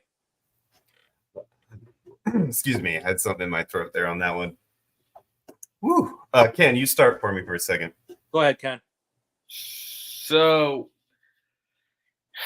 I don't know, Scott. I'm gonna answer this, but I want to throw a question back to you real quick before I get into it. Do you think that the Steelers overall would be a better team with Justin Fields or with Russell Wilson? I think with Justin Fields because of his rushing ability. So I wish JoJo was still here because he made a comparison earlier between Bryce and Justin Fields. I don't think Fields' stat line was that bad. What was it? 18 for 24, 18 for 23, something like that. Yeah, he only had 150 some yards, but he had 14 carries for another 60 some yards. I mean, it wasn't great, but it wasn't awful. And I don't know if Russell Wilson can do much better. I mean, he's not going to get you the rushing floor like Fields does. And to be honest with you, I don't think his passing line would be any better than Fields. Maybe a touch better, but I just say you go with Fields. I mean, go back to the days where they were running, slash out there, Cordell Stewart. And the way that offensive line looked, they need a movable quarterback back there. Yeah. So I think the Steelers need to stick with Fields going forward. I think Russell's done. Just because I don't think Russell will put the Steelers in a position to win games like Fields can with his feet. It was great to see Pickens because I was kind of worried with what would happen with the last-minute quarterback change and, would he still be able to perform, and he did. No one else really on that team performed. I was kind of disappointed not to see much out of Jalen Warren. I wanted to see a little bit more from him. Najee, showed to be the bell cow back in that offense. He basically had all of the rushes, but what I really want to get into is the Falcons, and this is the prime example of why you need to play in the preseason. Kirk Cousins did not play. He did not look comfortable in the offense. The reason he went to Atlanta was because of the O-line. That O-line and him weren't on the same page. He looked rushed, just did not look comfortable, made some really bad throws. Like the first throw of the game should have been an interception, and it went right between the guy's hands and hit him off the helmet. So, I think that offense as a whole just needs to get into sync. I think eventually they will be a good team, but it's going to take some time. Yeah, I agree with you on that one. I definitely think that Kirk looked very lost out there for a while. And, he started trying to get, into a groove a little bit. And then, he just kind of seemed like things fell apart, one play here, one play there just to stop the drives. So I think it'll take a little bit of time, but they'll come together. I liked how much I saw out of Bijan. I felt like they used Bijan a lot more than they would before with the previous coaching staff. So I'm excited to see how things move forward with him. I liked Pickens. I thought that Fields should have given him more opportunities just flinging the ball up there because Pickens made some Pickens-style amazing catches deep. And I anticipate if he stays in that'll be more consistent on a game to game basis with them. So otherwise, I definitely feel like if you have a kicker in your league, you want the Steelers kicker because the guy literally is probably going to score 90% of their points for this season. Got you. All right, moving on. Another game that I was very excited to watch, and it was very disappointing, was the Chicago Bears and Tennessee Titans. Bears 24, Titans 17. The Bears did win this game, but they did not look good on offense. The offense as a whole looked not very good. There'll be better days for Will Levis and Caleb Williams, who was 14 of 29, 93 yards. He did rush 5 times for 15. Swift was not very efficient, 10 attempts for 30 yards. So there was no run game. The receiving core, Keenan Allen led it with 11 targets, but he only caught 4. So just very inaccurate. Caleb Williams. DJ Moore had 8, 5 for 36. As far as Tennessee, Levis was 19 to 32, 127. He did throw a touchdown, but threw two picks, and he did rush 4 times for 36 yards. Tony Pollard was 16 for 82 and a touch, and also had 3 receptions on 4 targets. So I noticed Tony Pollard was passed over a lot this year in drafts. So I think he could be a sneaky value this year. I think a lot of people thought maybe he was just going left for dead. But it looks like he's going to definitely be involved in this offense because Spears only had 4 carries for 21 yards. And he also had 4 receptions on 4 targets. So not too bad. Ridley led the receiving core with 7 targets, but only caught 3 for 50 yards.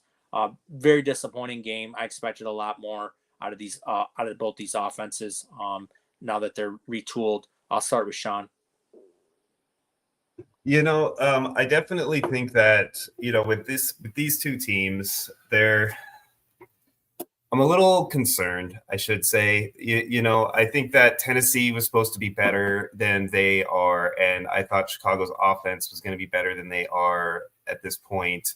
Will Levis specifically, I know that was your guy, Scott, but he scares me now. Like that second interception that he threw where he kind of did some weird lame duck, like little pitch out to the sideline that ended up getting pick six.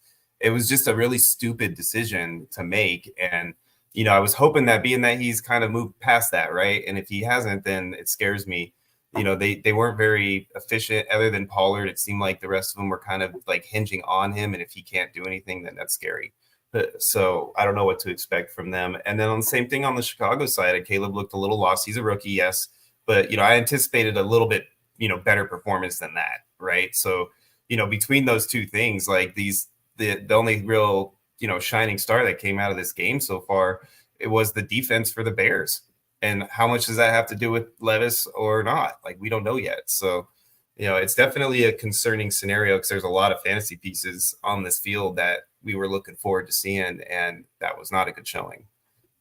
And before I get into Ken, I'll answer C-Bomb's question. How's your stock? And Will Levis, Scott, it's still okay. I mean, you got to remember that Will Levis is pretty much a rookie too. I mean, he barely even played last year. So, yeah, he had 1 year into the offense, but it's a new system now. So he's pretty much a rookie again. So I wouldn't take too much into you can say the same thing about Caleb Williams. I mean, we all jumping off the boat because Caleb Williams had a bad game. So with these rookies, you got to give them a little bit of time. They're not all going to come out and look like, Anthony Richardson or Jaden Daniels. And, Anthony Richardson has just as much experience as Will Levis. I knew that was coming. Not really. I mean, you think about how many games have they played? I think they're less than 1 game difference as far as that, right? Because Levis played like 3 games at the end of last season. Richardson started 3 games before he got hurt. Okay. Well, are you saying the same thing with Caleb Williams then?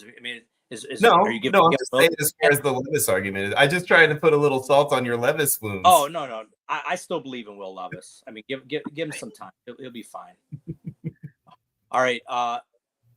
Anything else? Did I go to Ken? No, but the only thing I'm going to say is it's so tough with the Titans when you only have 1 wide receiver on that team.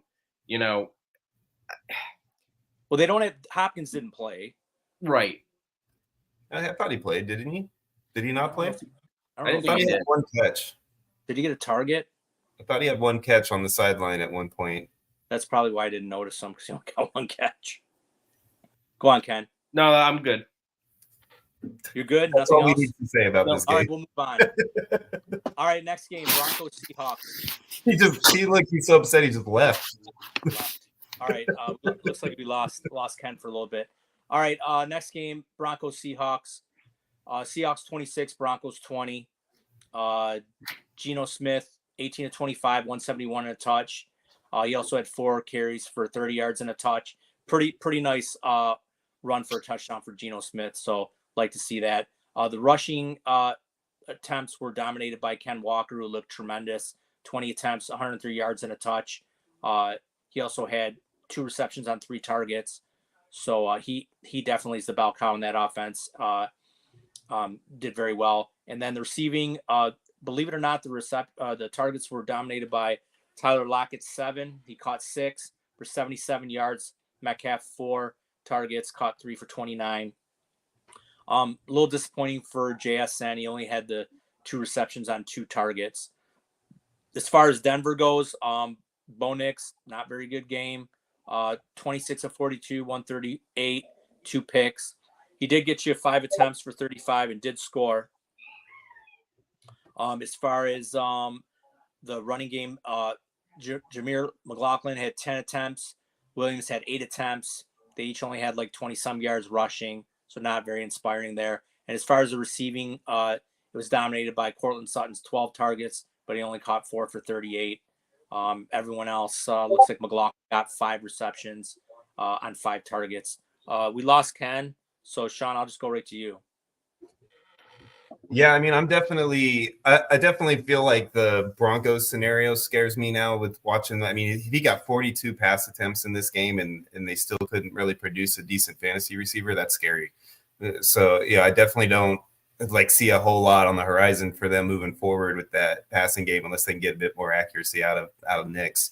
I was also a little freaked out by Williams. I thought Javonte would come out there and at least prove to us that he's going to be the bell cow for the most part, and I saw a lot more McLaughlin than I wanted to, really.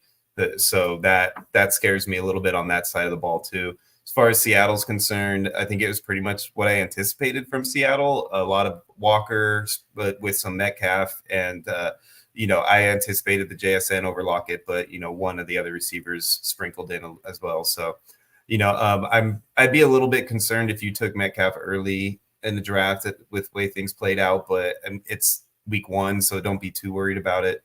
Otherwise, it was basically kind of what I anticipated with the Denver defense probably not going to be very good this year. They were able to just kind of do whatever they wanted, really. Got you. Okay. All right. We'll move on. Next game, if JoJo was here, I'd have him break this game down, but it was the Raiders and the Chargers in SoFi. Chargers 22, Raiders 10. Some statistics for LA. Herbert was 17 to 26 for 144 and a touch. Dobbins looked really good, 10 for 135 and a touch. He also had 3 receptions on 3 targets. Gus Edwards did have 11 carries, but for only 26 yards. As far as the receiving core, it was led by Ladd McConkey, the rookie, 7 targets, 5 for 39 and a touch. Quentin Johnson did have 5 targets, 3 for 38, but he did drop a couple passes, which is obviously still concerning. Josh Palmer only caught 2 passes on 4 targets. As far as the Raiders go, Minshew, I don't know, man. 25 to 33, 257, a touch and a pick. He also carried the ball 3 times for only 5 yards. The running attack, a little disappointing. Zamir White, who was only at 13 carries for 44 yards. Madison did have 5 carries for 19. And as far as the receiving core, it was led by Brock Bowers, 8 targets, 6 for 58. Adams was caught 5 on 6 targets for 59, and Jacoby Myers 3 and 3 for 61. I don't know. I don't know if Minshew's going to be the guy. I don't know. I think eventually they're just going to switch back to Aiden O'Connell. Oh, we got Ken back. So I'll start with you, Sean. I'm kind of with you on that. I definitely think that at some point, if Minshew doesn't do a little bit better than what he played like out there Sunday, then they'll make the move. Probably week 5, week 6, I would assume, somewhere in that range. unless he shows a little more promise. It's just not going to be enough to do anything. Their defense is really good, and I think that they're going to be in games, but it just doesn't seem like Minshew has just that little extra to get him over the edge. So, I'm not saying O'Connell does either, but if one guy doesn't, why not give the other guy a shot? So, as far as the Chargers side, definitely excited to see J.K. Dobbins come out and show us that he's healthy again and he can run the ball. He got caught on a distance run, but we all knew J.K. when he came out of college wasn't going to be that guy who broke for 80-yard touchdowns on a regular basis. So, the fact that he was able to run the ball with, consistency and have a high, carry average per yard per carry average, I definitely think that he kind of solidified himself as the number one because nobody else really showed anything coming out. I think Edwards had a few carries that he just kind of looked, okay. But Dobbins looked like he was spry, man, and he looked like he knew what he was doing out there. So I anticipate a whole lot of Dobbins. As long as he's healthy, he'll probably be that guy. And they're going to play. I think the Chargers defense will be better than people were used to last year. And I think they're going to be very similar type of team as the Raiders and the Patriots and just kind of do a lot of that, stretch the game out, ball control kind of style of play. Ken? First off, sorry about the technical difficulties, but I agree with a lot with what Sean said. If Minshew doesn't show anything, throw AOC out there. Like I want to see what they have with him. I thought he looked better in preseason than I thought Minshew did, and I was surprised when they went with Minshew. So because their defense is good, you have Devontae, Jacoby, Bowers. You have the weapons. So you just got to find what quarterback works better with them. So I would really, really like to see more of AOC. But on the flip side, Harbaugh's that running that, wants the rushing as a coach, pound. So it was nice for him to get that win to get back into the league. I just hope to see going forward more throwing from Herbert. But I definitely think that J.K. Dobbins is the, bell cow back in that offense now. Got you. All right, moving on. Dallas Cowboys, Cleveland Browns. Cowboys just destroyed the Browns 33-7. Some statistics for Cleveland. Deshaun Watson, 24-45, 169, a touch and 2 picks. I had 5 carries for 39. Another subpar Watson game. The running back to own is definitely Jacoby it's Jermaine. What is it? What's his first name? Ford. Yeah. Jermaine Ford. I always forget. I don't know if it's Jermaine or whatever. I don't know. Jacoby, isn't it? Jacoby Ford. Jacoby Ford. 12 attempts, 44 yards touch, and then he also had a really good passing game with 7 targets, 6 receptions on 25. So he's the guy to own in this offense as far as the rushing goes. The receiving was led by Jerry Jeudy, who had a nice little touchdown. 8 targets, 3 for 25 and a touch. Cooper, 9, or actually Cooper had the most targets with 9, but only caught 2 for 16, and he had a bad drop for a touchdown. Jerome Ford. There you go. Thank you, C-Bomb. It's been a long day. So we were way off. Yeah, we were way off. So Cooper's got to be better than that. That's why you pay the guy $20 million a year. As far as the Cowboys, Dax 19-32, 179 a touch. The rushing looks like good old Zeke got in the end zone on 10 carries for 40 yards. Dowdle 8 for 26. And as far as it looks like CeeDee Lamb got three carries too for 25 yards. In the receiving, it was dominated by we all knew CeeDee Lamb would dominate the targets. 10 targets, 5 for 61. Brandon Cooks did get in the end zone, which was nice, on 7 targets, 4 receptions, and everything else was kind of spread around. We did lose Jake Ferguson, who did have 5 targets, 3 for 15 with some injury. Hopefully he'll be back next week, and we'll go to Ken on this one. Real quick, Deshaun Watson just does not look like his days when he was with the Texans. We're all hoping that he's going to turn back into that, and he doesn't. It was nice to see Ford get his receptions and very heavily involved in that offense. Cooper and Jeudy both got targeted over 10 times, which is great to see. But, Watson just does not look good. But I will say that Cowboys D was making him run a lot and was constant pressure. So, I don't know. I was holding out hope that Deshaun would turn back into the old Deshaun that we know from the Texan days, but I don't see that happening. And then on the he did flip if you side, read the papers. and then on the Cowboys side, I was hoping to see more out of Dwaddle. I think that's how you say his last name. I was hoping to see a little bit more out of him, but that's just going to be a passing offense.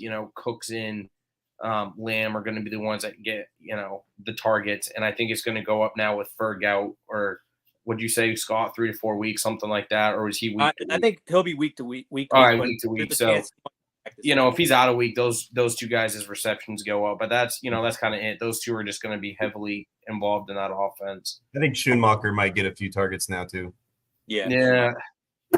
I don't know. It's tough, but go ahead, Ken. No, I was just gonna say, that offense is just gonna be 100% passing. I don't see them.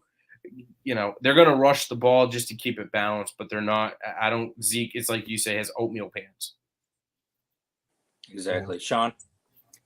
Just disappointed in Rico. Honestly, I thought that Rico would be able to come in there and take the main bulk of carries, and it just seems like they have a love infatuation with Zeke. I don't understand why, but they do, and they're not going to put him on the bench where he belongs. So I guess my Rico Dowdle shares are worthless now.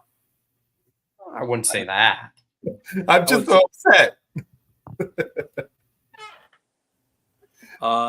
I know C-Bomb wrote in the chat that pick up Winston everywhere you can. That's my takeaway from the game. So I kind of agree. I mean, I don't know how much longer they're going to throw Deshaun Watson out there. I mean, they got the big contract, but I mean, they got to try to win games too. And it's just unfortunate. It's just a horrible contract.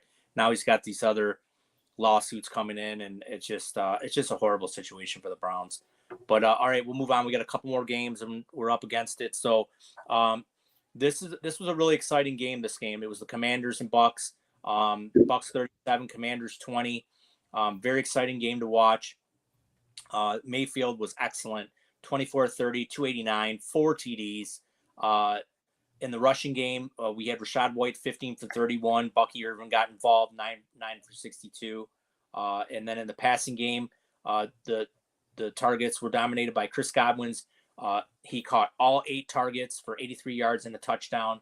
Rashad White did have 6, caught all 6 of his passes on 6 targets for 75. Big Mike Evans, Hall of Famer, 6 targets, 5 catches, 61 yards, and 2 tutties. Jalen McMillan, I like this guy. I know Ken likes him too. He only had 3 targets, but he did catch 1 for a touchdown. And as far as the Washington side, Daniels looked good. 17-24, 184. He didn't throw any touchdowns, no picks, so he didn't make any mistakes. He had 16 carries for 88 yards and 2 touchdowns. Brian Robinson, 12 carries for 40 and a touch. As far as the receiving goes, Brian Robinson also had 4 targets, caught 3 for 49. So I like Brian Robinson in this offense. I knew he was going to be pretty good. I got him everywhere. And as far as Terry McLaurin, he was a little disappointing. I thought he was going to be a little bit better with Dotson gone, but he only had 4. He did have 4 targets, but he only caught 2 balls for 17 yards. We will go to Ken, who's the Tampa Bay Buccaneer analyst down there in Tampa. Go ahead, Ken. I'm gonna what Sean said earlier with their offensive coordinator. They just were on all cylinders in this game. Godwin looked good. Evans looked good. McMillan looked good. They just looked good. So Baker, the touchdown maker, was on fire. Baker. They're one of the few offenses that actually were, on all cylinders this week, which was really nice to see. So McMillan, looked good. He's a rookie. Seabum kind of hit it. He did have a drop. He's going to come along. He's going to be a deep threat eventually. He just needs to work on a couple things. But I want to spend a little bit more time on the Commanders real quick. Daniels, out of all the rookie quarterbacks, looked the best. He made a lot of conservative throws. He did a lot with his feet, tried to extend plays, looked good. Brian Robinson looked good. The McLaurin thing with him only, 4 targets. First game of the season, I think that's going to go up quite a bit. So I don't want people to worry about that because they really don't have anyone else on that offense. But I think Eckler is going to continue to be a very under the radar player because of the reception, the checkdowns from Daniels. Sean? I liked what I saw out of Daniels for his first game. I think Terry will get more involved as time goes on. There were a couple of the passes that he attempted to Terry were just uncatchable. So, he'll get better at those types of fade balls and things like that as time goes on. I really like the fact that, he ran as well as he did. I don't like the way he slides. He looks like he does this weird little somersault thing. So I hope that doesn't cause an injury later. It was really goofy and odd. I don't understand why these guys have such a hard time sliding. I mean, it's something I've been doing since I was 2 years old. I don't get it, but these guys just can't seem to slide to save their lives. So hopefully that doesn't cause them a problem. But other than that, on the Baker side, I have to eat a little bit of crow. Baker played a lot better than I anticipated he would. I'm gonna leave the whole judgment on eating all the crow. I'll take a few feathers right now, but I'm not going to eat the whole bird until I know for sure that I'm not wrong.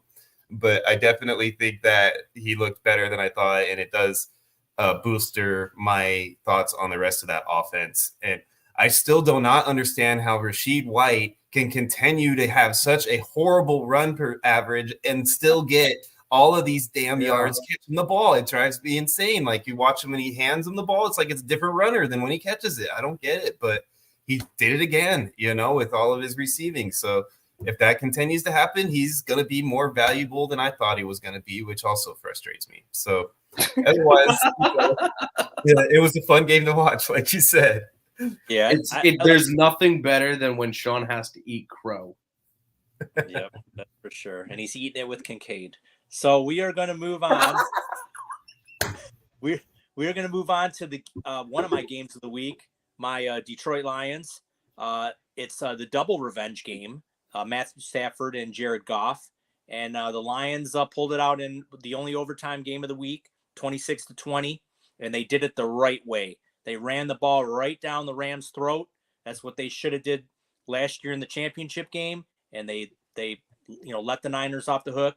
But there was some time in the game. There was a time in the game where I thought they would, lose this game, and then once they hit overtime, it was just you knew they were going to win that game if they got the ball. So Jared Goff, 18-28, 217, a touch and an interception. I thought he played okay.